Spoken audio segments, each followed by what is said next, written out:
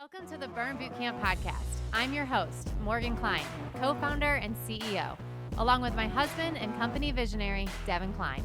And together, with our amazing team, we are going to help you push past your limits, not just physically in our gyms, but right here, mentally, emotionally, and spiritually on the Burn Bootcamp podcast.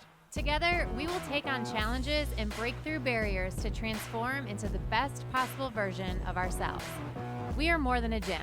We are a community. Your community. Let's go, Burn Nation.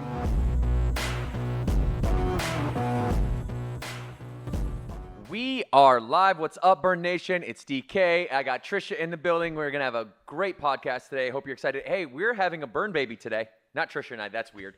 It is the Burn Bootcamp Replenish Fruit Punch is out now. I got to get the plug right off the bat. I'm so excited for this. We know why Trisha's excited. Trisha, tell us why you're excited for Fruit Punch Replenish this summer. We were just having some banter before we started, and now Devin's calling me out. I think it's the perfect summer drink. You're going to hydrate while you maybe dehydrate. I don't know. Hey, I'm all about it. I'm all about it. This is as you guys know, if you don't know, now you know, before, during, and after, fitness-specific products, okay? This one fits in the during category. I want you guys taking this Fruit Punch Replenish, all the electrolytes to replenish that sweat when you're getting after it in camp. And we're going to get after the podcast today. We got a lot of great topics that we are going to go over. I'm going to run through those quickly. Some headlines and some storylines Trisha and I are excited to cover with you today are the following. We're going to talk about fasted workouts. Not fasting necessarily, but fasted workouts, and why Dr. Stacy Sims has an opinion that they do not work for women on the Mel Robbins podcast. We're going to talk about that. Number two is if you talk like a leader, you'll win like a leader.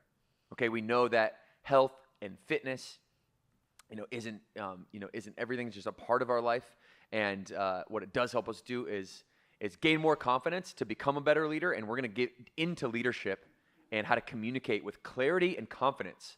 Entrepreneur.com. 5 ways to get rid of cortisol belly. Trisha, cortisol belly? This is a real thing, I heard. It's a real thing, we think. I know it pissed you off a little bit. We're going to talk about that. A hormone expert reveals how to tell if you really have it, okay? And not to Trisha's not aggressive. She's not really actually angry about it. She just has some, how would you say, strong opinions about it. Is that a fair way to put it? That's a fair way, yeah. Let's not give it away too much. You have to tune into that part of the podcast. You see what I'm doing? I'm teasing. I know. We're teasing it. We're foreshadowing a little bit. We got to get you guys sticking around. Article 4 is one red flag that reveals bad leadership fast. So we're going to kind of hit some leadership topics today. And then finally, number 5, can sunlight exposure extend your lifespan? We're talking about exposure to the sun, español, sol. And we are going to talk about longevity, okay? Before we do that, we have a story, okay? And this story comes from Andy, Spring Hill, Florida. Scott and Amy Passarella own Spring Hill and Trinity, Florida, multi-unit franchise partners of ours, pretty much OGs. They've been around for a really long time. And guess what? I don't know if you knew this, Trisha, but hot off the press, Trinity, Spring Hill had their best months ever, both locations. Let's go. Yeah, in the last month. So congratulations to Scott, Amy, and Andy. Your story from Spring Hill is a representation of all y'all's hard work and Scott and Amy's leadership. So let's roll that video. I love Burn because it's a place where I am pushed beyond my perceived limits. I'm able to connect with a supportive community and ultimately transform myself physically and mentally. When the trainers say leave it all out on the floating floor, it's not just about effort. It's leaving anxiety, fear, doubt, stress, anything that hinders you from being the best possible version of yourself. Burn is a constant reminder that I am capable of doing hard things and that I can truly achieve anything I set my mind to. Truthfully, I keep showing up because I'm inspired by the person next to me. Burn is so much more to me than just being a workout. It's a journey that's brought me growth, friendships, and transformation. Thank you so much, Andy, for sharing your story. Gosh, these transformation stories, they never get old. I've been part of Burn Bootcamp for over 8 years, and I just love so much when we get to hear from our members. And, I get to resonate with what your story is. So with that, we want to hear from you. Please submit your story at burnbootcamp.com/transformation, and then we can share it out on the podcast. And other people, you never know who you can be inspiring. Just like on our wall, on our floating floor, you never know who you can inspire. So please share your story with us today. All right, so we're going to get into it today. Fasted workouts don't work for women. We have an article, actually a clip that we're going to play. Let's roll that clip. This is Dr. Stacy Sims on the Mel Robbins podcast, and then Trisha and I are going to react to this video, and we're going to give you our opinion on the conversation they're having. Let's hear what they have to say. What's the most common mistake that women make by following male-centric fitness advice? Women's bodies don't respond well to fasted training. What's fasted training? I don't even know what the heck this is. Like, what was fasted training? Fasted training means you're not having any food before you go do exercise. It comes really to the brain, right? So when we start looking just at first thing you get up, and our responses are different, where women's brains will start going, okay, where's the food to come in to help bring my stress hormones down and get me started for the day? Okay. And men, by the nature of being XY, their brain's like, yeah, okay, I'm going to supply some amino acids and some blood sugar and let's get on with the day. Then we'll find some food. But women's brain, specifically what we call the hypothalamus, that is really sensitive to blood sugar and food coming in. So if you get up and you start your exercise without any food, the hypothalamus is like, wait a second, this is a stress to the body that I need to really try to figure out. But if I don't have food to counter the fuel that the muscles are needing from a contraction, I need to find a way to supply that fuel. And one of the first things that starts to get broken down is your muscle mass. I'm sitting here thinking to myself, I think a lifetime of messaging about like thin is preferable. Yeah. And that I want to maximize calories burned. Mm-hmm. So I'm going to get up and I'm going to have a cup of coffee because I'm tired and now I'm going to wire myself. Yep. And then I, back in the day would be going for a run or going to some sort of. Okay. So they regress a little bit there, but so here's the question, Trisha, and this is what I want to talk with you about. Yep. All right. So the question is, what bad advice do women take that men routinely use that is successful in their fitness journey? And here's the reality of this whole conversation is that we didn't actually start studying women's biology until the early 90s. And so there's going to be this kind of lack of progress in the women genome, the female biology, the woman biology. We are going to be on two different, I think, pathways there because all science was rooted in the male biology for so long. So what Dr. Stacy Sims is saying to Mel Robbins here is that women's bodies react differently to fasted training, which she described, reacts differently to fasted training than a male's body would. And we're not talking about fasting necessarily, although there's a heavy crossover because if you're going to have big fasting windows as a male or a female, you're likely going to be training inside of that window somewhere, I would assume. And so we need to have a conversation about this. I'm going to hold back my take for a moment, Trisha, because I want to come to you and I want to get your take on this, because I, as a man, do believe that there is a fundamental difference in the male and female biology, and that I do believe that all advice for males should not be all advice for females, and vice versa, because we have different needs. Now, I'll get into my take later, but that's your foundation. What are your thoughts? Yeah, so first of all, I'm a huge fan of Dr. Stacy Sims. I've been following her consistently now for a couple of months. Also love the Mel Robbins podcast. So shout out to both of those ladies. I think you're doing incredible things. Where my opinion comes in is I'm always about research, and I think that it is so great that we are looking more at women specifically and how we differ than men. However, where I got a little bit like when I was listening to this this clip is I don't want to overcomplicate some of the things within fitness for anybody in particular, men or women. So for me, for example, I worked out this morning. I took 5:30 a.m. camp. there's no way. I don't like to eat before I go work out. Obviously, if I take noon camp, I'll have had breakfast before, like at, 8 or 9 or whatever. But I just can't stomach the thought of eating food. So there's a little bit of it like personal preference too. I know we've had a podcast before where we had a panel discussion on this, and a couple people liked to eat before workouts, and a couple people didn't. So where my opinion is yes, it's great to see that the data says you should, but what I don't want people to think is like, oh, I have to eat something in order for my workout to be successful, because I don't believe that to be true at all. I still think I had a great workout, even though I didn't eat beforehand. So I guess that's where it's like meet in the middle of, okay, this is what data says, and maybe I'll try it because I am interested in, the fitness data side of things.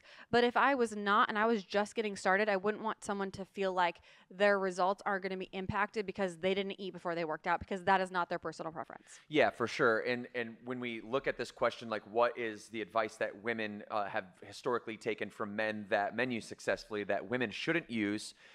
Well, I think the answer is that most people shouldn't fast, and most people shouldn't train fasted, like people in general. And when Dr. Stacy Sims breaks down her argument that females shouldn't train fasted, I generally agree with her.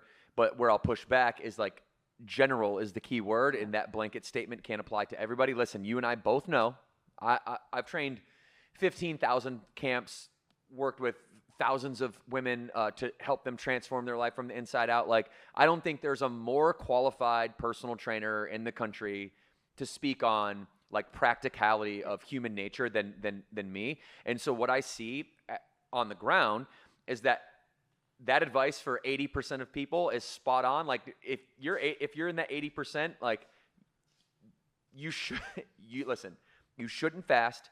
You shouldn't train fasted. You should first make a foundation for yourself in which you're eating mostly clean foods, and that your energy in is good, clean energy in for the most part without being too rigid, and that you're fundamentally educated on nutrition. Generally speaking, how many grams of protein that you're intaking in a day. Like, understand your energy. That's all I'm asking you to do as a prerequisite to trying anything else, because once you understand your energy in, energy out, you realize that exercise, nutrition, and recovery is going to get you like 99.999% of the way to where you want to go, like to your destination. And incorporating like fasted training or fasting before you've dialed in that foundation is putting the cart before the horse.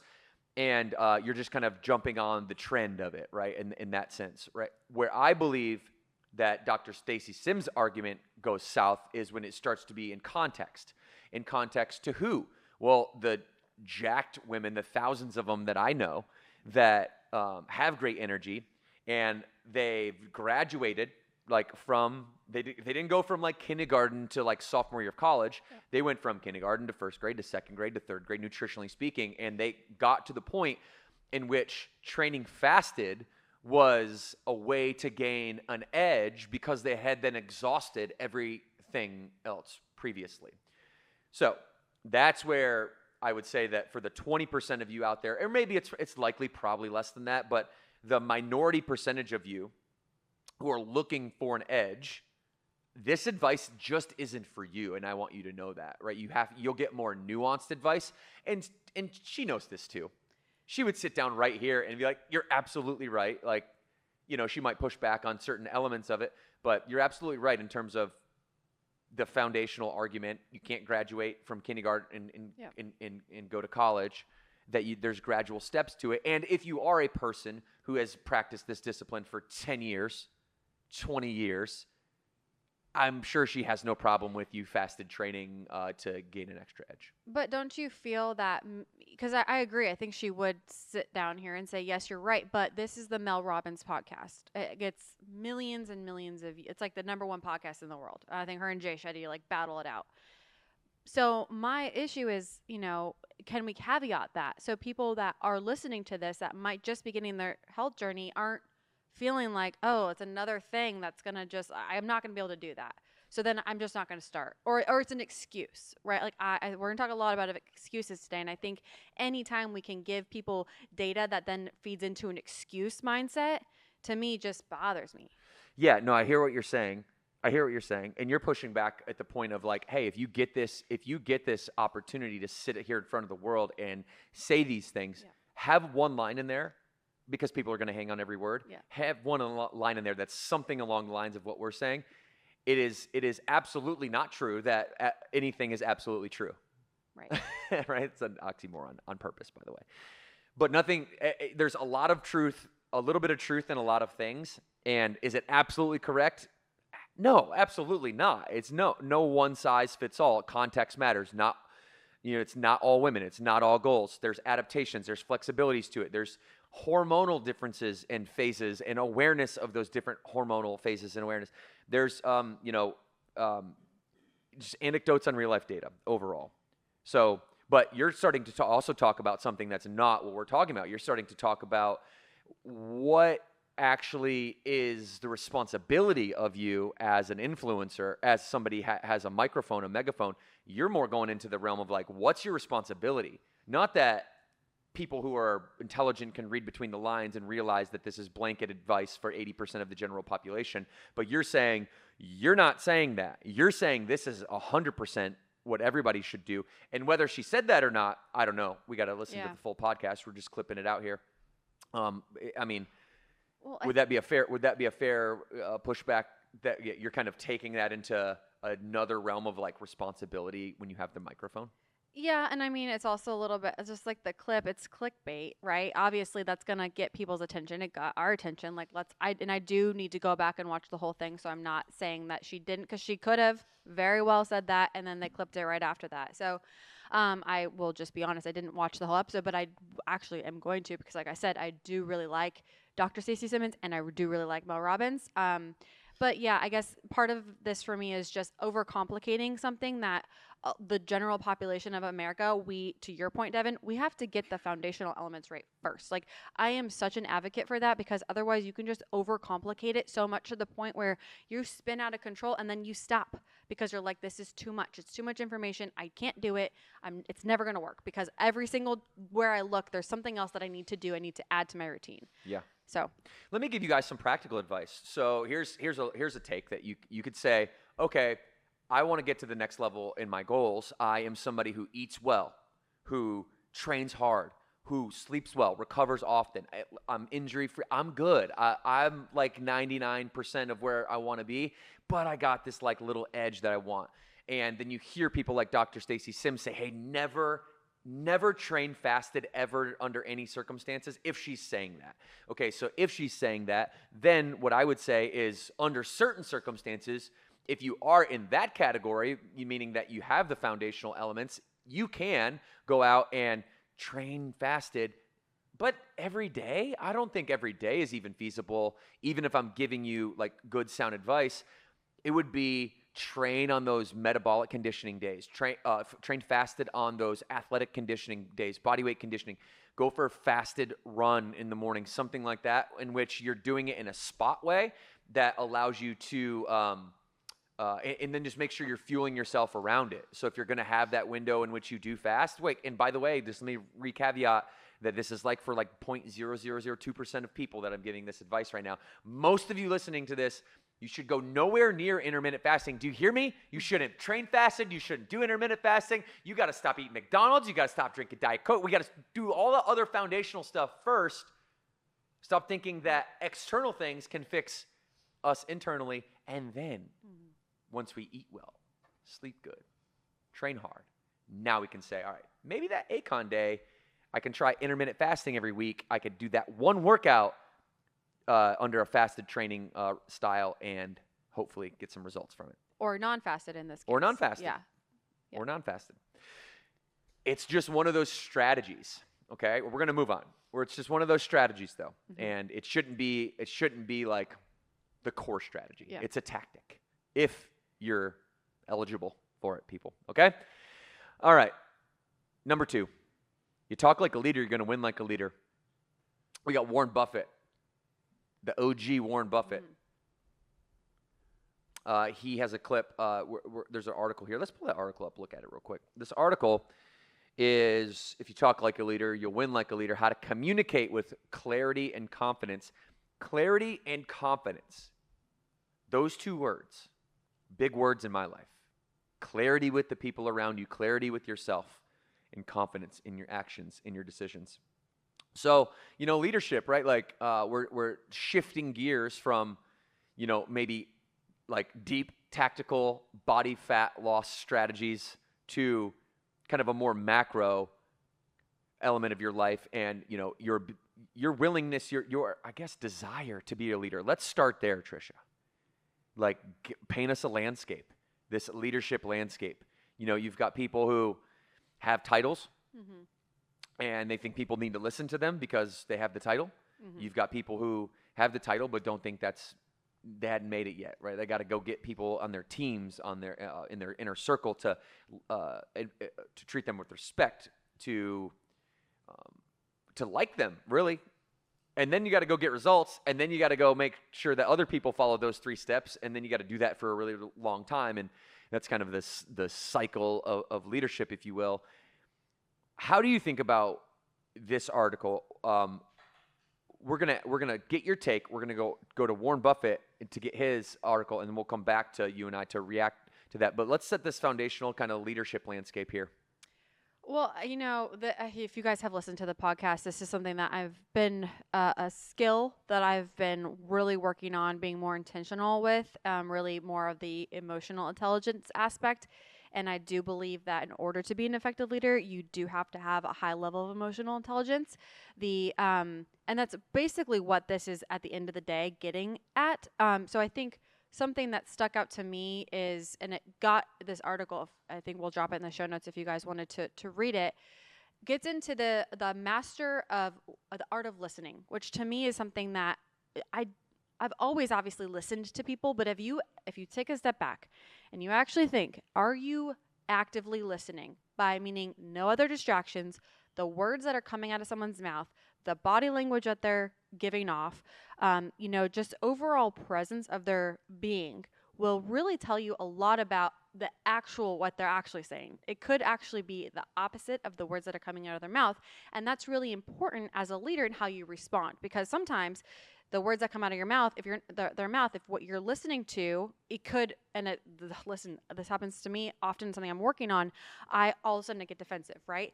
But if I can take a minute and I can actually listen to their body language, I can listen to the words, and I can actually then give myself a moment to react and not get defensive and not just let one thing trigger me, I think that's where the art of leadership comes into play. And all of this will start to then, in my opinion, work together. I think you have to first start with intentionally listening to the people around you.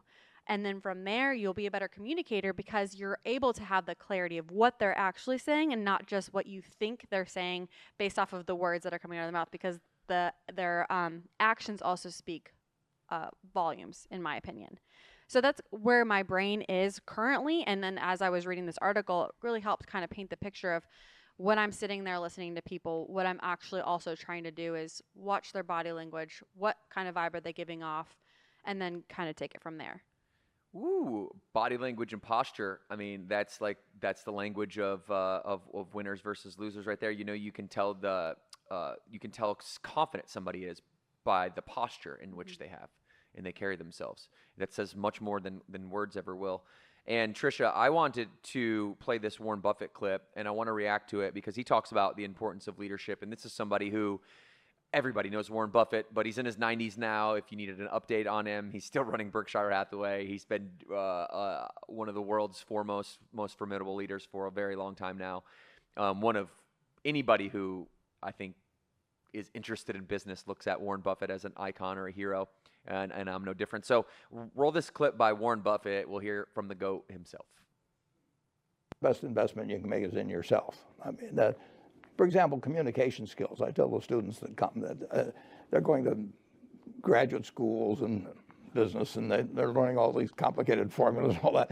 If they just learn to communicate better, and both in writing and in person, they increase their value at least 50%. And, I mean, if you can't communicate, somebody says, it's like winking at a girl in the dark. Nothing happens, basically. And you have to be able to get forth your ideas. And that's relatively easy. I did it myself. Probably the best investment you can make is in. So Warren Buffett said, wink at a girl in the dark, and that's about the communication skills that most people have. And listen, what he's saying here is that to be a leader, to walk and talk and act like a leader, to get respect from other people, you have to be a great communicator. And there's a beauty in that, people, because if you're anything like, if you're somebody like me, who you don't come from a lot, you don't have a lot of role models in your life, you saw a lot of chaos and a lot of negative impact and negative energy, and people that maybe were doing the wrong things in your life, well, you might follow that, or you might look at that and say, hey, that's not it. That's not for me. I took the latter path. And what I realized that was very freeing to me was that there's two forms of intelligence. There's emotional quotient, or EQ, and intellectual quotient, or IQ. And when you have kind of this fixed IQ, you don't have a fixed EQ. And what Warren Buffett is saying is that 80% of your success is predicated on your EQ. Like, I'm not trying to say this to like do a humble brag or whatever you say, but like if you look statistically, across the world, like I'm one of the most successful people on the planet right now, like in terms of like in the thousands of people. And I say that to say this, I'm not that smart, and I'm not trying to, how would you say, self-degrade. My IQ is like 110. It's not a 120, a 130, a 140, although I've been able to create this success because of the malleability of EQ. Your emotional quotient, your ability to read, your ability to write, your ability to articulate yourself, your ability to communicate with yourself so that you can then communicate with others. And there's great news for you guys out there that come from poverty. I know there's about maybe 10 to 20% of you listening to this are in that scenario in which you might have come from poverty. You're in it right now. It's like you don't have to go to the Wharton School of Business or Yale or Harvard or MIT. You don't have to get these fancy degrees. You don't have to learn the complicated formulas like Warren Buffett says. You have to learn communication skills, and these things are free, people, all right? I went to the University of Phoenix online, okay? I am a Phoenix. I'm proud of that. Central Michigan University for most of it, and I went and played baseball with the San Francisco Giants. They paid for the rest of my school. Happened to be University of Phoenix online. Listen, I don't have like big school pride. Like they don't even have a mascot. Like it's just, I am a Phoenix, they say. Like, okay, well, but to me, it doesn't really matter. I don't put my self-worth in some piece of paper that I got from some institution that tells me I can be successful or I'm smart or I'm not. Success is in your DNA. It's not a piece of paper. I think school is good for one thing and one thing only, in my opinion. Could have multiple opinions here. And please push back on me on this. To me, school's good for one thing. It teaches you how to be responsible. It teaches you how to learn. It teaches you how to pay bills, how to self-manage, how to get up, and more importantly, the consequences of what happens when you don't get up, when you don't pay the bills, when you don't get good grades. And now it's all on you. And when you're growing up under your parents' household, you don't have an opportunity to have it be all on you. So if you can make it through 4 years of college, you'll probably do pretty okay in life. That's my guesstimation. Trisha. Well, I agree with all the things that you said, Devin. I also don't think that it matters where you get the piece of paper. If you have the piece of paper, I do agree that if you do have the piece of paper, it does show that you can at least make it through. It's a challenge in itself. However, all of the things that I learned, I went Arizona State University, Sun Devil. All of the things that I learned, I can't tell you that I'm using them currently in my job. One of the things that I think is, really impactful for me is you have to be mindful of who your mentors are.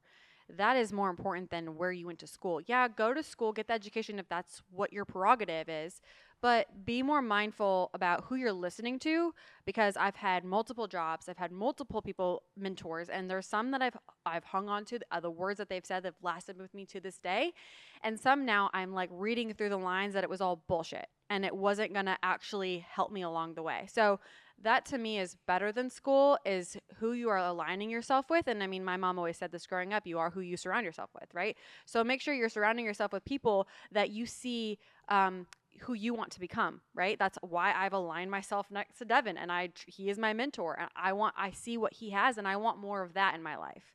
So that's the biggest thing for me is if you see leadership skills in other people that you want, then get closer to them, ask them questions, let them give you real-time feedback. Well, it's a really interesting point, And let's play this out real time, right? Because we are all growing together as leaders.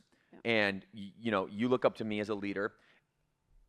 I see you actively reflecting what you see, the leadership traits that you're like, hey, I like the way you do that. You'll take that and you'll run with it. Yeah. And then let's play this out, right? What we're doing real time is we are taking Burn Nation here on the podcast with us, and we are bringing you along for this leadership ride. So you get to, it's so cool for me to sit here and listen to you in real time, Trisha, and then hear the feedback from all of you.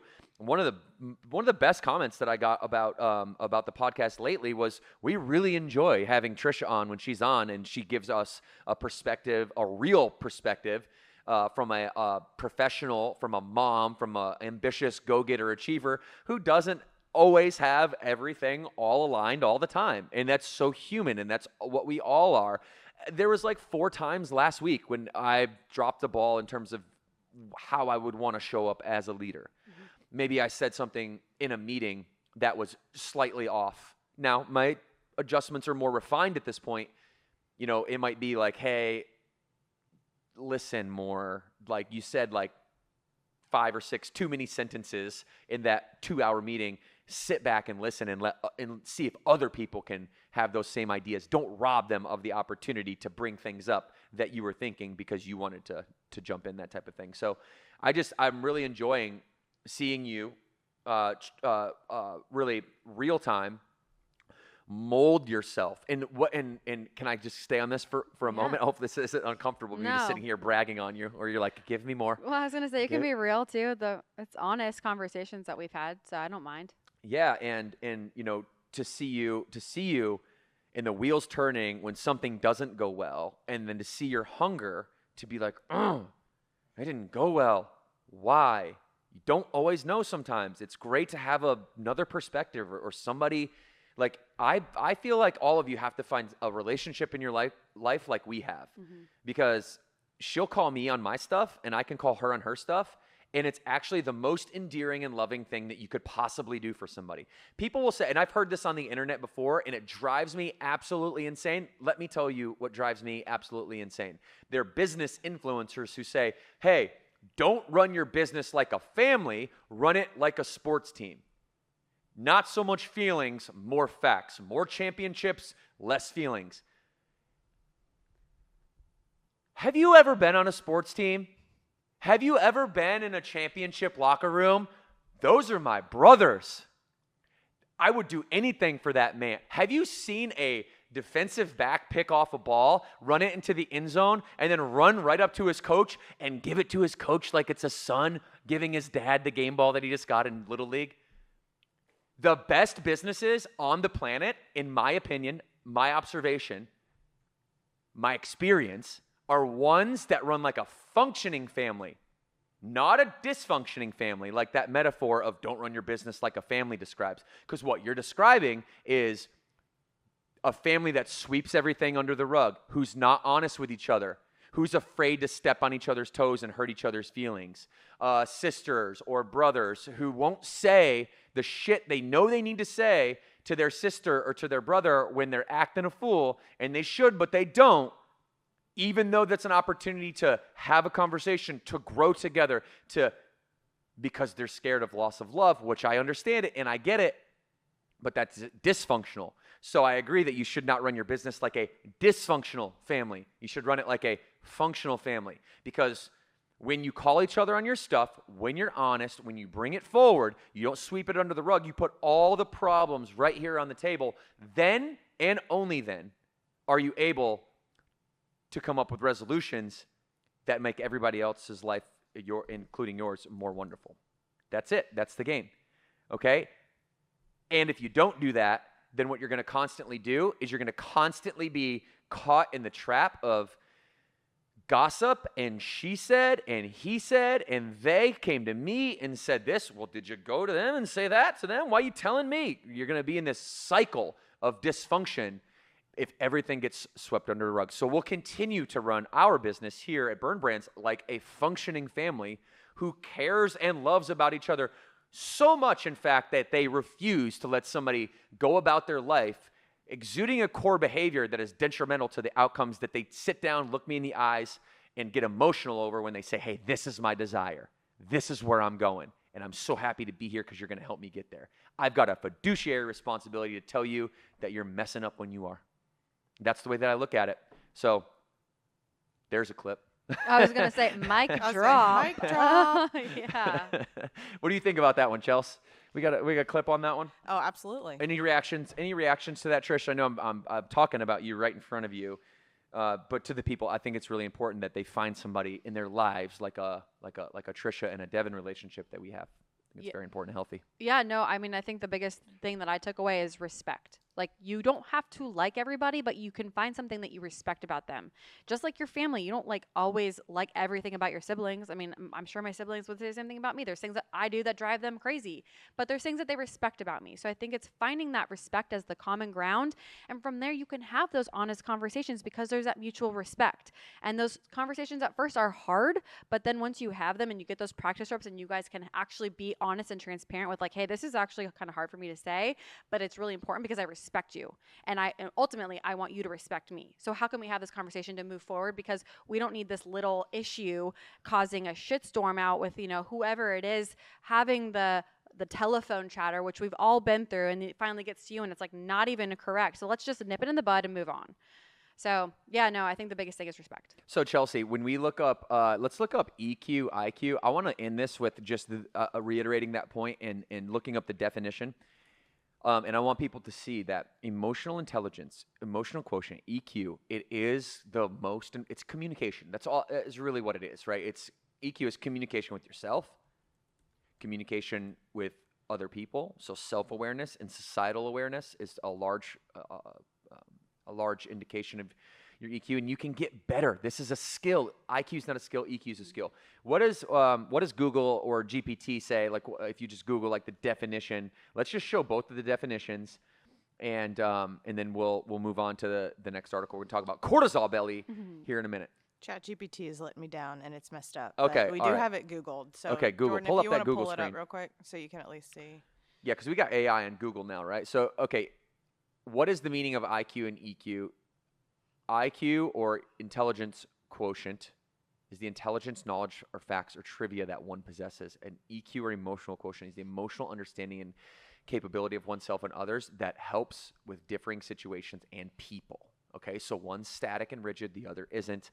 Focus on EQ. Your IQ is what it is, y'all. You either can do math or you can't. You might be able to get slightly better, but there's heavy research that shows that IQ isn't going to move a whole lot. Okay, so let's put more emphasis into Warren Buffett's advice. Understand yourself emotionally, self-aware. Everything starts with self-awareness. Who am I versus who am I being? Who do I want to be? How am I acting? That's self-awareness, finding the gap. All right, we're going to move on. Let's move on to article number 3 today, 5 ways that this article says we can get rid of cortisol belly. And there's a hormone expert. Everyone's a hormone expert nowadays. You know that, Trisha? They are. Everybody's a You're not hormone wrong. expert. I just really want to meet one and then ask them questions and sit down and say, like, tell me the pathology of cortisol, because it seems to be cortisol is like this. We're not scientists. We're not hormonal experts here. So we have to lean on some of the advice and take a rigorous approach to both agreeing and disagreeing with it and questioning and being curious. It says cortisol is best thought of as the foghorn hormone, whatever that means, and it will shout loudly and expose problems. So they're saying that cortisol is the hormonal driver of belly fat. Trisha, why don't you tell us what you took from this? So, I immediately started to get feelings of it was like a trigger for me. Like I was like, I'm not feeling great about reading this article, and I was like, okay, pause, Trisha, why are you feeling this way about this article? That seems kind of silly for you to get kind of worked up. And I think as I do a work back in my head, and I'm trying to have more self-awareness rather than just ripping off the cuff, it all leads back into this idea of excuse mindset. Really is one of my biggest pet peeves. And I think, going into this idea of, listen, this is science, and I'm sure there is something to be said about, obviously cortisol and stress leading to, whatever, contributing to some weight gain. However, is it the sole reason why you are gaining weight? And if you can't look yourself in the mirror and say, I am getting enough sleep, at least 7 to 8 hours of sleep. I am getting enough water, at least, 100 ounces of water a day. I am feeding myself well. I'm getting my protein in. I'm eating whole foods. I have the healthy relationships. I'm making those emotional connections in my life. If you can say yes to all of the foundational elements, then maybe you should go to the doctor because you know your body the best. So I'm not saying discount all of the things that are happening in this. I just don't want this to be an excuse for why people feel like, oh, I have belly fat, because again, it could be a contributing factor, but all of the things that I also listen to is, and we just said it earlier, it's calories in, calories out. Like, you only can gain weight really by an excess of calories. So that's where I'm always like, well, are you sure you are tracking your diet properly? If not, then maybe you, again, need to go to the doctor and figure out what your hormonal balance is. Yeah, So that's where I always start. Yeah, so you're really leaning into is this really just an excuse for not foundationally dialing in, eating well, training hard, and recovering well. Right. So you don't believe then that, or you do, that stress does play a part in cortisol levels specifically, and their ability, and obviously, cortisol is going to drive body fat. We know that. But we're not debating that. We're debating how your cortisol spikes in the first place, right? Yeah, I mean, I think, listen, you just have to have the foundational elements, right? Like, don't overcomplicate it, and Right. don't have an excuse mindset of, I just have so much stress in my life, that is why I gained weight. Right. Well, and I hear hormones all the time. I mean, listen up, people. I mean, the amount of, and I love every single one of our members dearly. And everyone I've interacted with, I've got a genuine, unconditional love for, which means I need to call them on their stuff when there's stuff to be called on. Mm-hmm. And about 50% of people will sit down with you as a trainer for their very first initial consultation. We call them focus meetings at Burn, and you'll set them on a way for like whatever their goals are. You set them on like a nutritional way. Hey, listen, usually it's something like, I want to see what your nutrition intake looks like over the next 7 to 10 days. All right, so you're going to download Lose It. You're going to log everything that goes in your body for 7 to 10 days. All right, and listen, and don't manipulate it. I'm not going to judge you. I'm not going to. I just really want to start from a place of honesty, foundationally. Where are we at? And the only things I want you to really pay attention to right now, today, in this first meeting, is how much protein are you getting in? Let's try to get 100 grams or more in. We'll see where we're at after 7 to 10 days. We'll sit back down. We'll talk about it again. Okay, 7 days goes by, comes back down. Usually we do a really good job for the first 7 to 10 days. We come back, the food log is dialed in. You didn't cheat. Everything's right. You see a little bit of results, right? Because it's 7 days, not a ton of time, but enough time to see, some good movement. So you get a little momentum. You're all excited. You're pumped up. Okay, so then, hey, we don't need to log for a lifestyle. Let's now continue this pattern for maybe 30 days. 30 days goes by, 60 days go. Next time you come into a focus meeting, 30, 60, 90 days later, I don't know, must be my hormones. Must be my hormones. The punchline is always, it must be my hormones. And so hormones also can be a scapegoat to Trisha's point, for not dialing in the foundational elements of eating well, training hard, and recovering and sleeping well, which will drive, there's other things too, that lifestyle choices that will drive cortisol too, but how much of it is actually you just were dialed into those 3 foundational elements, and then over time your intention didn't go away, didn't degrade, but your actions did, right? Your intention was still there, but your execution was off. So now that you weren't logging for 7 to 10 days, and you didn't know that DK was going to be looking at your log and with a fine-tooth comb, you didn't know that now that's not happening on day 60. So now we need to make that adjustment. And usually what happens is we make the adjustment and it wasn't the hormones, it was just the calories, it was just the protein intake, it was too much sugar, and maybe, yes, downstream, that has hormonal impacts, but it's the leading indicator conversation versus the lagging indicator conversation. Like, you shouldn't step on a scale and you shouldn't be like disappointed at the result or excited at the result. You should already know the result because you had done the workouts, you had done the nutrition, you had done the sleeping. So I hear what you're saying. Now, I'm going to push back on your point because I think you're missing one element of this that is a newer found element. So it doesn't surprise me that it's not part of the mainstream conversation, and that is actual chronic stress. Okay, and you know this because you're the VP of marketing. You're the boss lady of marketing around here. So you know all the problems in that world, all the problems, not just some of them, all of the big ones. They come right to you. So you could look at your phone at any given time, just like I can, just like Morgan can. At any given time, we can all look down at our phone and see 100 problems that exist right in front of us. And if we have obsession with that, then we get into it, and everything that we see, bzz, bzz, bzz, ding, ding, all day long, puts you in this place where you're like gonna rip your freaking hair out because you're chronically stressed all the time. Meditation. Okay, meditation. We're gonna play a clip. We're gonna get back to meditation. But we have to have this conversation. Many of you are missing the power of meditative therapy when it comes to combating that stress that sometimes eating, sometimes training hard, sometimes doing the right things, recovering, doesn't always take care of all that stress, does it?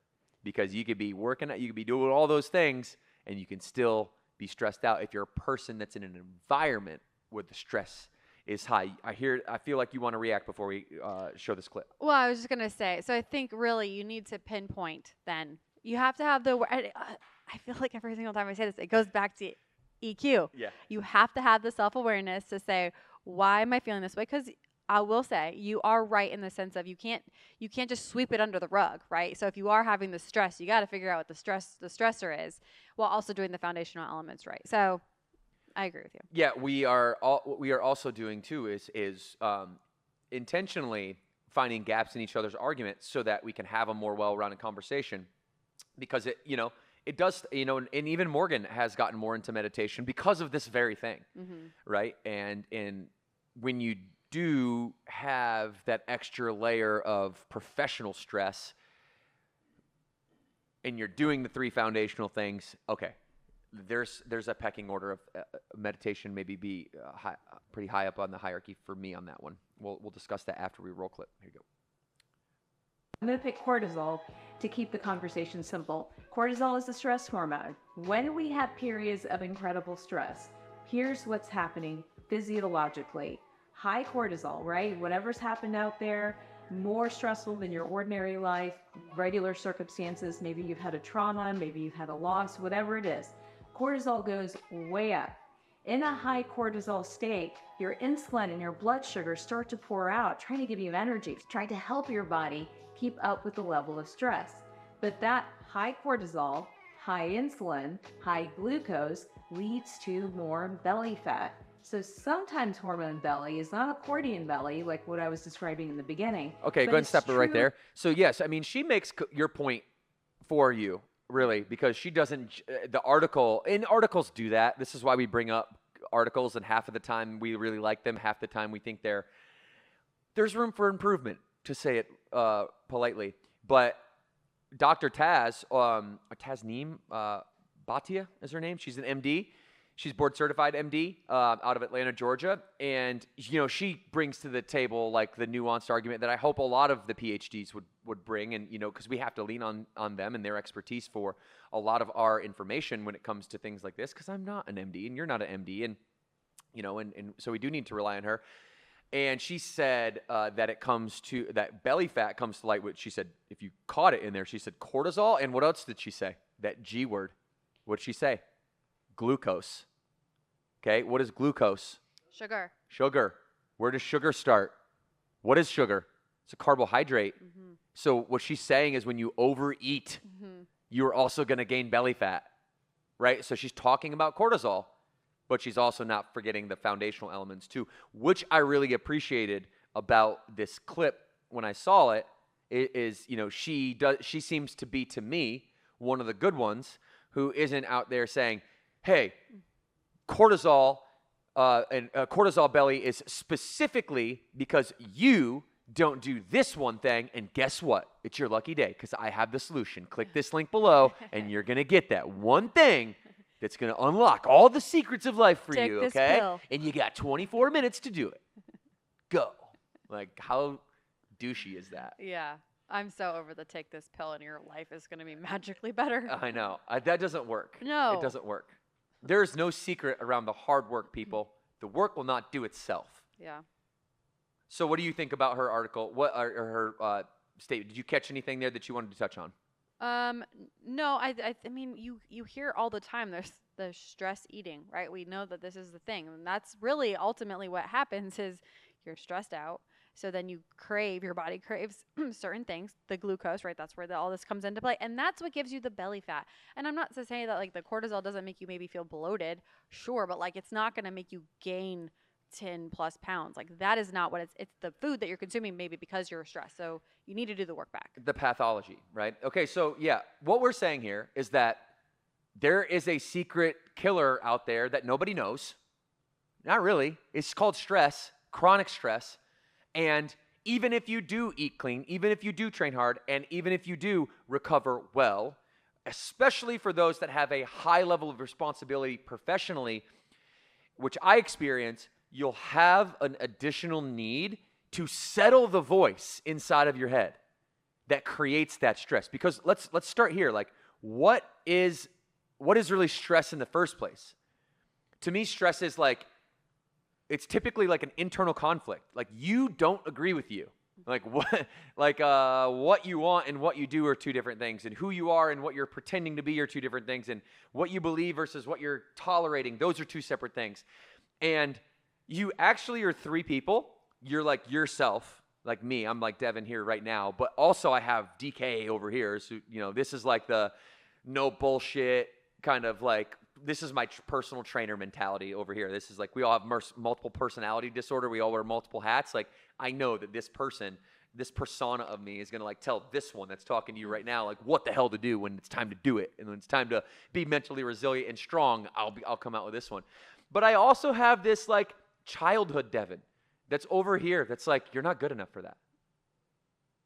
Dude, don't you remember how many insecurities that you have? This Devin over here is like, no excuses. Let's go. 10,000 locations. We can do it. If it can be done, you can do it. This person's like, you come from Battle Creek, Michigan.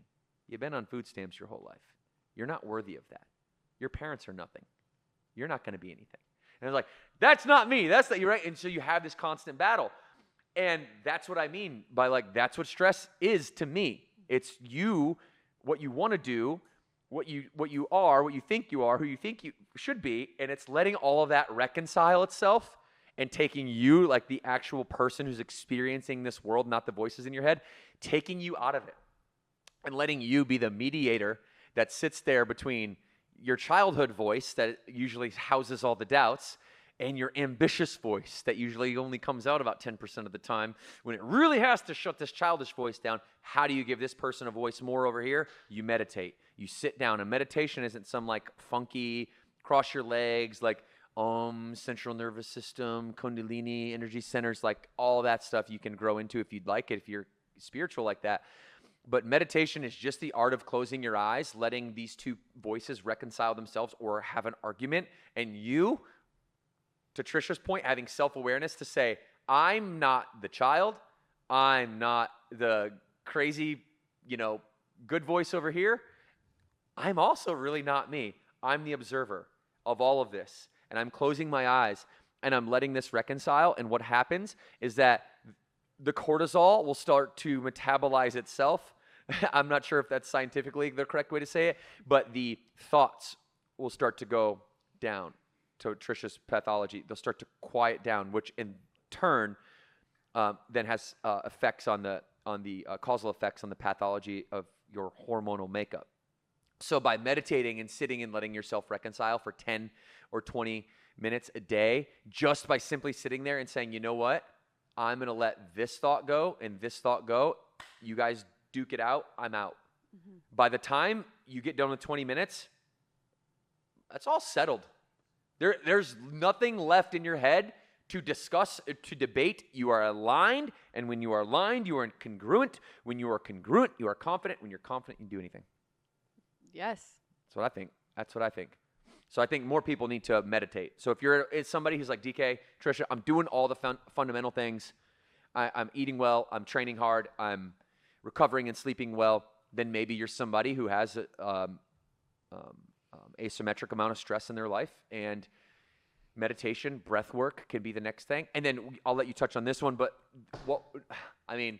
the studies on, so smoking now, people, listen to this, okay? Listen to this.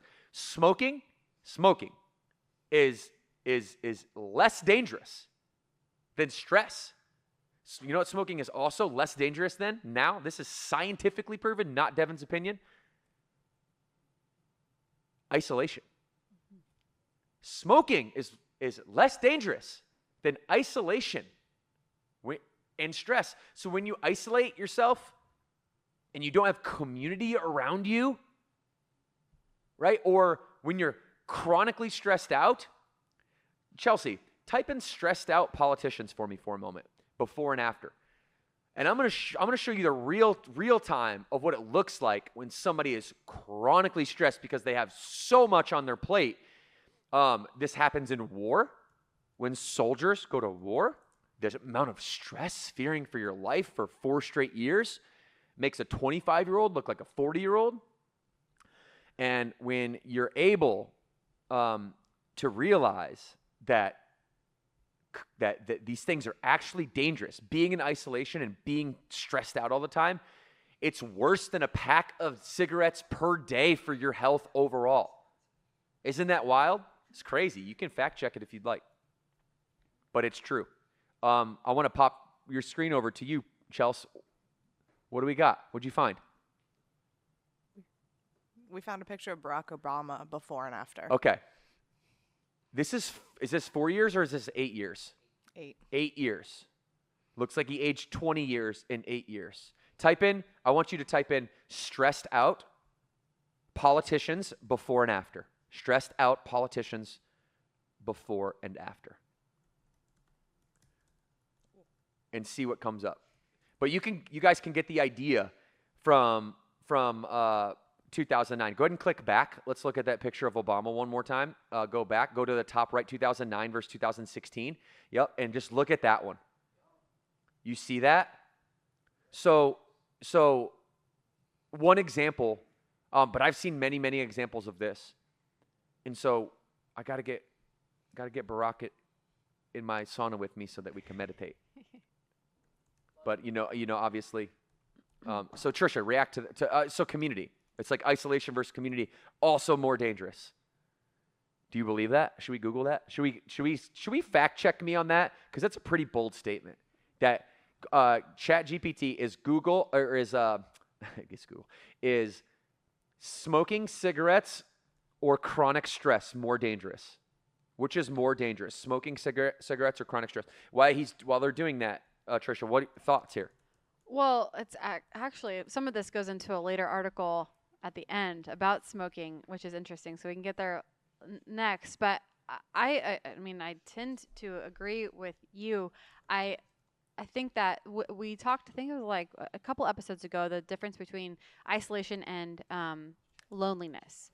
And I think loneliness is really more of what we're saying, right? Because you can be, I mean, I've felt this way before. Like I go to the office every day. I'm around people, but I can feel lonely, which then gives me, it doesn't help with my stressors, right? And then I have to sit back and be like, I'm in a rut. Like I got to get out of this. So I think that that's the difference between maybe what I would say, Devin, is I would say it's more loneliness than isolation, because you can still feel isolated, but you're around people all the time. Yes. Do you know what I'm saying? Yes, and I agree with that. And I appreciate that pushback, because I did kind of blanket and bucket those two things together, but it's not the same. Because also you also need times of isolation and like creative original thought where you're like by yourself to like meditation, like things like that. So I Intention. realize now I just was contradicting myself, and I'll retract that statement, and I'll say that loneliness and isolation are not the same things. We're trying to get away from loneliness because of when you're isolated and then you're lonely, but also you can be lonely in public as well. Yeah. Yeah,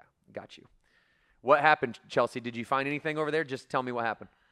We found an article, but it's older, that says depression, anxiety may take same toll on health as smoking and obesity, but it's from 2018. Okay, I got one right here. Okay. Are you ready for this, everybody? Here's a mind-blowing fact, okay? Yes, 100% chronic stress can age you faster than smoking, and science will back this up. It shortens your telomeres, or you could say telomeres. The telomeres are the caps on the end of your DNA. All right, think about like a cap to the water bottle. As soon as this degrades, now all of the stuff can penetrate the inside, the rest of the bottle. So it's like the cap that protects, okay, that protects the rest of the DNA from degrading. And there's a landmark study. You can actually, I think it's landmarkstudy.com.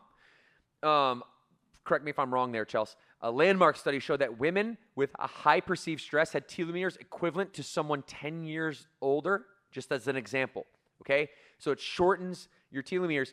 The length of your telomeres is exactly correlated to the length of your life. It's longevity. When your telomeres start to go down, they start to degrade, get shorter and shorter and shorter and shorter and shorter and shorter. That's called aging, right?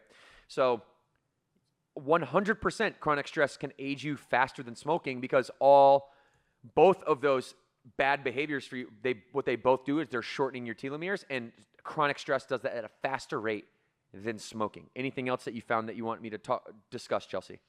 So it says a landmark study published in 2004 involving mothers caring for chronically ill children found a direct link between chronic stress and accelerated aging, specifically telomere shortening, a key cellular marker for aging.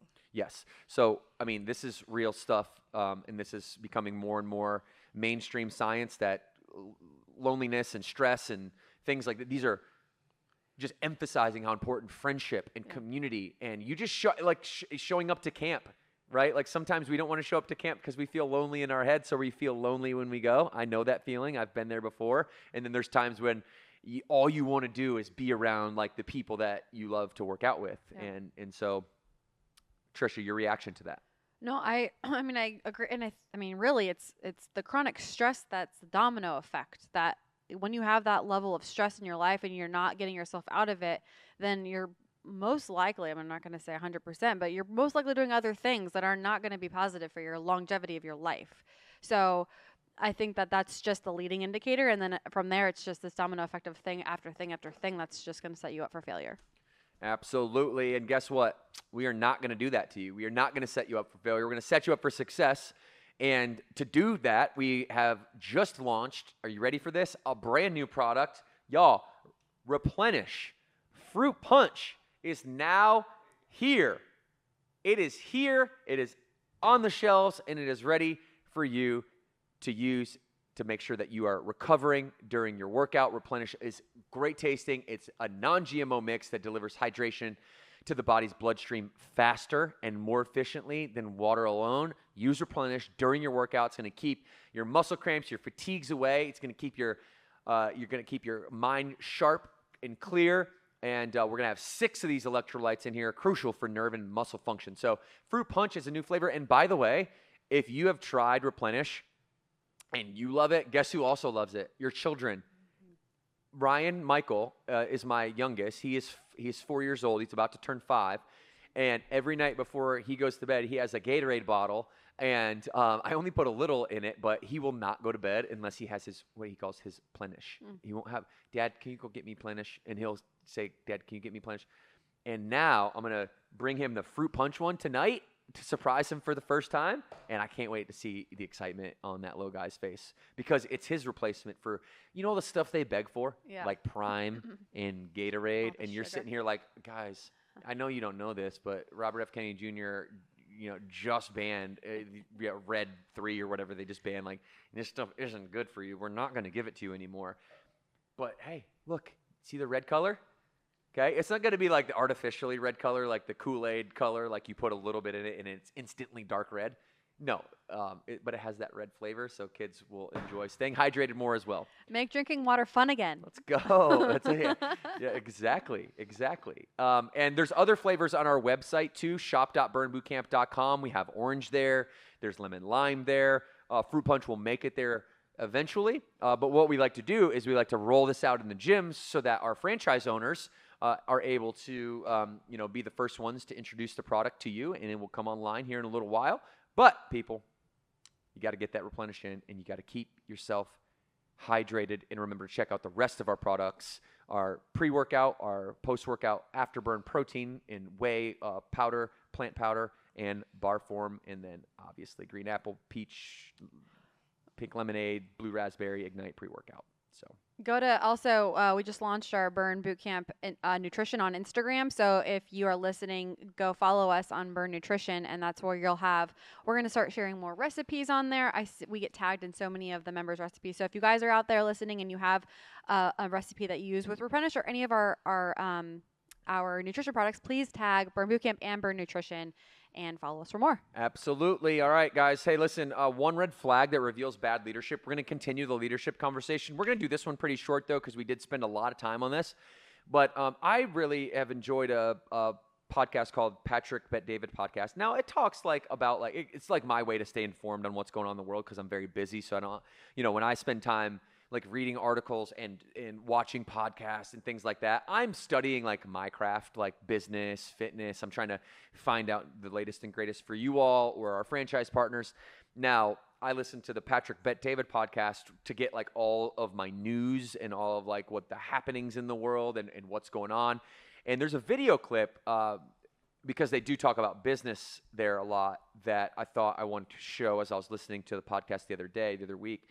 And so PBD talks about how patience is key to becoming successful. And I wanted to just allow you guys to hear from PBD. This clip starts kind of like 1 minute, 5 seconds in. It's a couple minutes. So let's hear from PBD. We'll react to it on what good and bad leadership is. This to work for my head, my brain, I had to come up with levels for me to understand and manage expectation and a level of patience I need to have. And I created 7 timelines for myself. Here's what the timelines are. In order to see any glimpses of change, it takes about 21 days, right? The second one is 90 days. Anything that I did to my business, a new idea I implemented, I said, here's what we're going to start doing every week on the such and such day. And I'm like, okay, first week, no results. Second week, no results. Third week, no results. Fourth week, no results. Fifth week, a little bit of results. Sixth week, a little bit of results. 7th week, a little bit of results. It's not really working. Let me drop it. 90 days. That's only 7 weeks. 8 weeks, 9 weeks, 10, 11, 12. 13th week, bam! Oh, this works. I'm glad I stuck with it for 90 days. So far we have what? 21 days, 90 days, then it's 12 months, then it's 36 months, then it's 5 years, 10 years, 20 years. Here's how you got to look at it. So again, 21, 90, 12 months, 3 years, 5 years, 10 years, 20 years. The bigger the change you want to make, the longer it takes, okay? So if your change is a generational type of a change with a mindset and the way of thinking, your family's been known as the poor, broke family, you want to make a real massive change, it's probably going to take 10 to 20 years. Maybe your generation is full of entitled complainers. You're like, I'm sick and tired of me being linked to my generation and being complainers. I want to do something about it. Maybe you're going to be able to make a change, but maybe it's a 10 to 20 year type of a change. But your body, you want to make some kind of a change, maybe 21 or 90 days.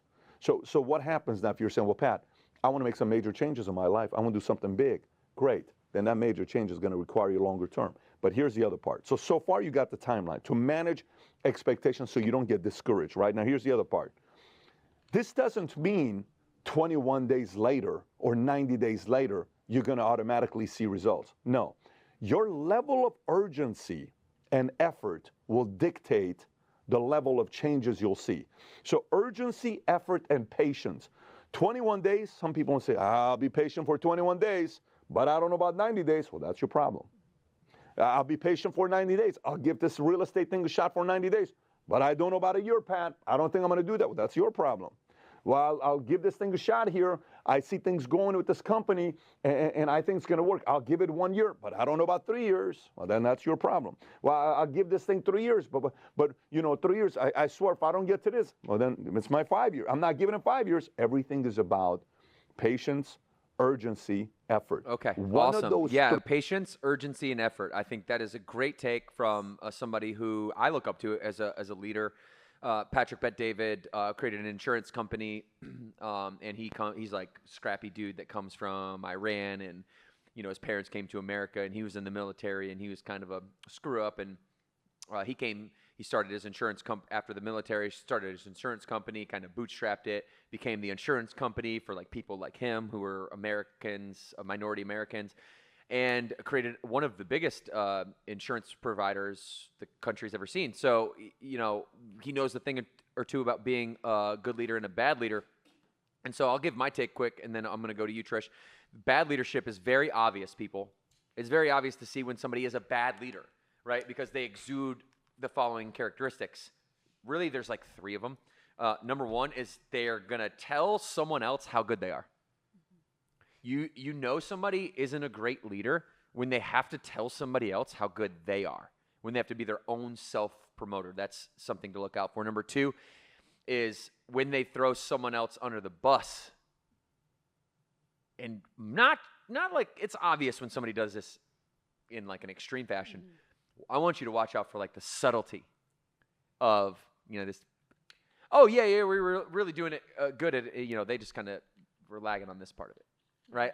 It's that easy to catch these little nuanced doubts in other people, not throwing somebody under the bus, even just like thinking about putting them under the bus will put you in a mindset to be a bad leader. If you have to tear down other people's buildings in order to make your building the tallest in town, that's a bad strategy. If you got to tell somebody else how good you are, that's a bad strategy, because guess what? We don't care. If you do this and you're responsible for this, we're going to see that. And guess what? Furthermore, other people are going to see that. And they're going to come to me and they're going to say, hey, have you seen this person? They're killing it. You gotta look at what they're doing because they're really moving the needle. They're making an impact here. The third one is, I have great ideas and no one's listening to me, or something like that. If you say like I have great ideas and nobody's listening to me, well then you have opportunity to be a better leader. If you're saying, well, I gotta wait for this or I gotta wait for that, or these people have what I need and they're not giving me what I need, you got opportunity to be a better leader. Now, what is great leadership? It's my bad. I got this, won't happen next time, and it actually doesn't happen next time. It's talking about like a championship culture and characteristics of winners, and then actually exuding that. Okay, exuding the characteristics of winners. I'll tell you a story real quick. At Burn Boot Camp, we give out every month. We have an HQ meeting. At the HQ meeting, we give out a game ball, and the game ball is very similar to like a football locker room and giving out a game ball after the game. Who this game or this month has stepped up and showed an attitude at a high level, an effort at a high level, a belief system at a high level, who has made everybody around them better, other people have come to us and say, hey, this person's a rock star. They're making my life more wonderful. Okay, so we give that person, we call it the championship ball, or the game ball. Now, I got to tell you about Kobe. Kobe is an FBC, a franchise business coach for us. Kobe comes into the organization, newer FBC, okay? Steps in, has some experience, so it's not like he's stepping in green. He steps in, he says, hey, we're going to keep the main thing, drives the sales pipeline, gets the numbers in his region, asymmetrically better than other regions. Other people come to me, franchise partners, his fellow FBCs, his leader, people that are just members in the gym randomly that are interacting with somebody from HQ, ping me in my DMs or my email or stop me in the, in the quote unquote streets or in the gym, and they say, hey, this guy Kobe, you need to watch out for him because he's making noise and he's somebody that you should have on your radar. Okay, got it. 10-4. Enough people told me that. Kobe's now on my radar, and he's exuding all these characteristics of championship culture. Good leadership, right? You don't get the championship ball if you have bad leadership, right? And that's just an example of somebody, inside of Burn Boot Camp HQ who comes in, who's brand new and who's doing these things. It's a performance culture. Okay, we are loyal human beings, but we are not a loyalty culture. I know that sounds a little bit offbeat with Burn Boot Camp because the word loyalty and burn goes so hand in hand together. But there's a difference between a performance culture and a loyalty culture, and you can only have one or the other. You can have loyalty inside a performance culture, but you can't have performance inside a loyalty culture. Does that make sense?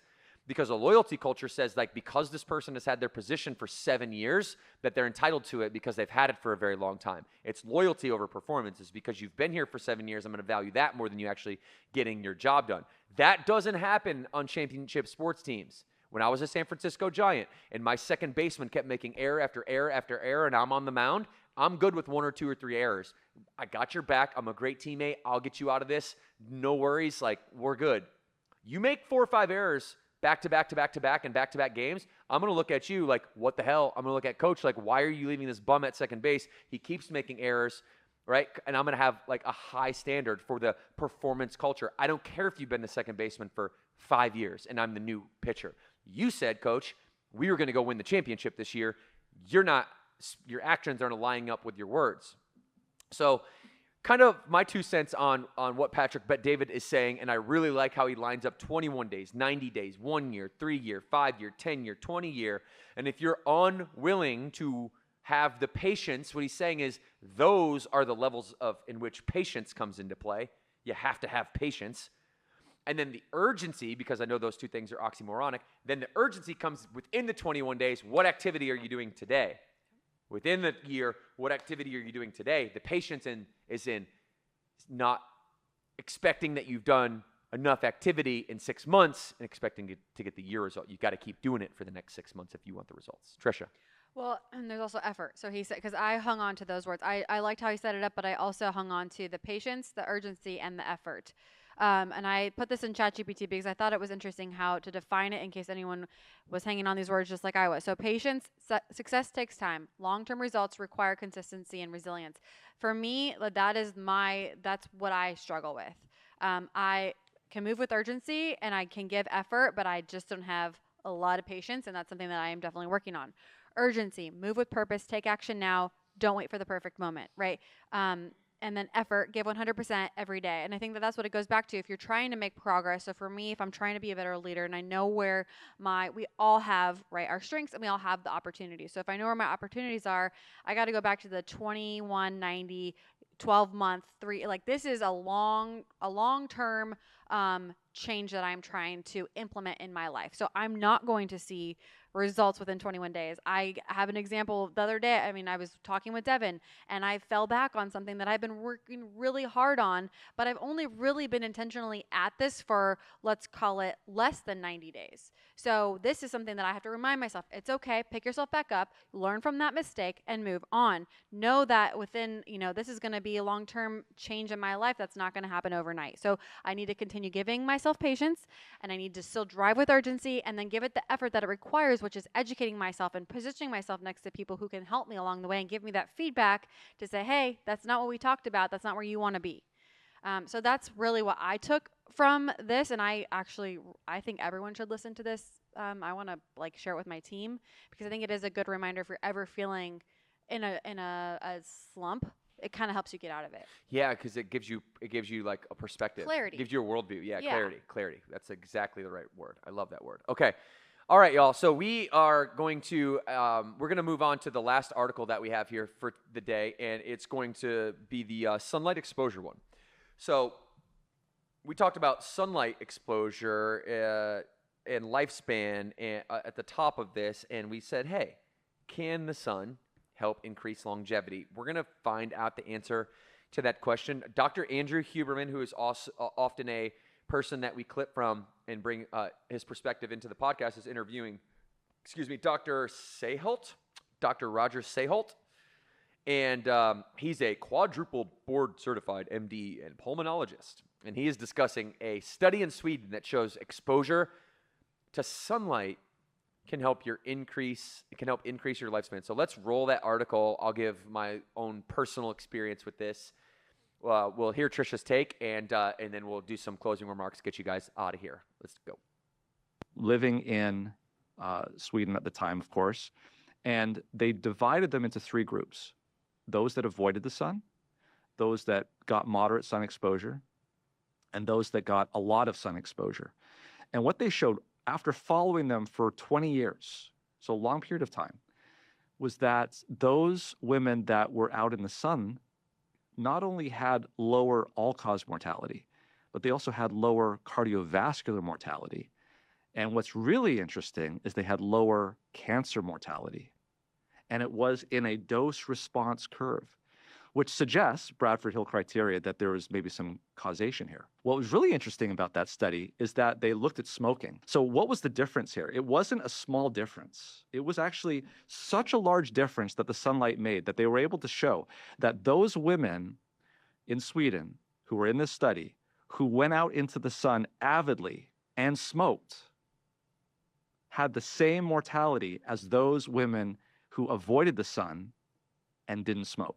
That same study was repeated basically again, University of Edinburgh, they did a biobank study, 10 times the amount of people, 400,000, repeated the study, showed exactly the same, both men and women living in Sweden at the time, of course. Okay, this is really, really interesting. My own personal experience with just, and this is a very, how do you say, subtle lifestyle thing, right? How can you find more ways to get in the sun? That was a question that I asked myself maybe 3 years ago at our offices at HQ. We don't have a ton of natural light that gets into the building, and so often people will go walk around the office. And one day, actually, Matthew Karahalios, ex-employee of ours, he would constantly do this, and every day he would even go, Matthew, why are you out here? He's like, well, I like moving, but also I just want some sun. And I was like, okay, that's interesting. So I don't know why that sticks out in my head, but just that one little interaction from him wanting to kind of, he's had his glasses on, he's out there in the sun. I'm like, why are you doing that? I didn't really realize that being in the sun actually makes you feel better until I started doing it. And then I would take my shirt off for 10 minutes a day and try to get in the sun whenever I could for 10 minutes a day. And wow, does it make an incredible impact on you? Yeah.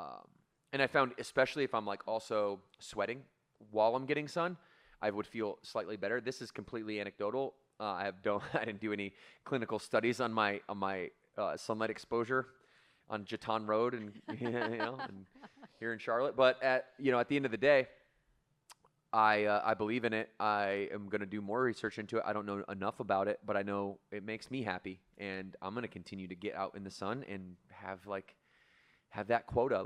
I got to get my sunlight exposure this week because it really does help. We need to marry this article with the other article we talked about with cortisol and stress, because vitamin D, right, from sun, and then it reduces stress. So I do think that it's kind of funny how we kind of went full picture or full circle here. I agree. I mean, I don't think I've ever heard anyone say I feel worse after being in the sun. So I am from Arizona, so I have kind of grown up in the sun. I love the sun for that aspect as well, but I also love the way it makes me feel. So I think it does help with your overall stress. It reduces your stress, and then hey, you're moving outside, so you're then doing something that's maybe a little bit more meditating. So I think if you think about it, you can bring that awareness level to it. All of these things are going to factor in to make you feel better. Yeah, I love that.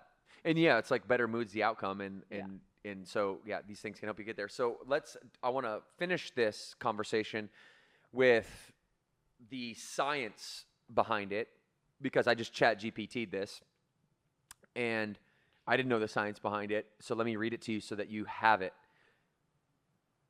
Yes, being in the sun can absolutely help you reduce stress. Vitamin D, as you were saying, plays a big role in that. Okay, I asked why. Why does vitamin D play a big role in stress? And it says that vitamin D receptors are found throughout the brain, especially in areas involved with mood regulation. Low vitamin D is linked to higher levels of cortisol, the stress hormone we've been talking about all show, depression, and anxiety. Getting sunlight helps your body naturally produce vitamin D, which supports balanced dopamine and serotonin, the feel-good chemicals in the brain. So it increases serotonin. Bright light increases serotonin, better mood, better sleep, lower stress perception.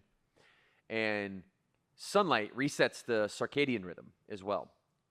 Being outside activates the parasympathetic nervous system. The natural light, fresh air, and open space all help you shift into a rest and digest state, opposed to the fight or flight state. Even 10 or 15 minutes in the sun can help you calm your nervous system. Okay, so I got here's some practical advice for you. next time you feel stressed, if you can, all right, go sit outside in the sun and meditate. How about that? And then it kind of brings the whole show down into one action. All right, everybody. Trisha, thank you for being here today and hosting with me as always. Thank you all for listening as always. Chelsea, Jordan, thank you guys for producing. If you guys want to make Devin happy, you got to go to YouTube, okay? And you got to make sure that you are following our new page. We got a brand new page out. Chelsea, tell them about the new podcast page and why we did it. Yeah, so the podcast is now going to have its own page, which is exciting. So you guys are going to get more content that is going to be exclusive to the podcast. So you guys will be able to actually see some mini clips of the different segments. So if you don't have time to listen to the whole thing, you'll be able to get some of the mini segments. And yeah, we're excited. We're getting ready to blow this thing up. All right, everybody. Well, we appreciate you being here. Thank you as always. And we will see everybody next time. 2 claps on 2. 1, 2. Take care, everyone.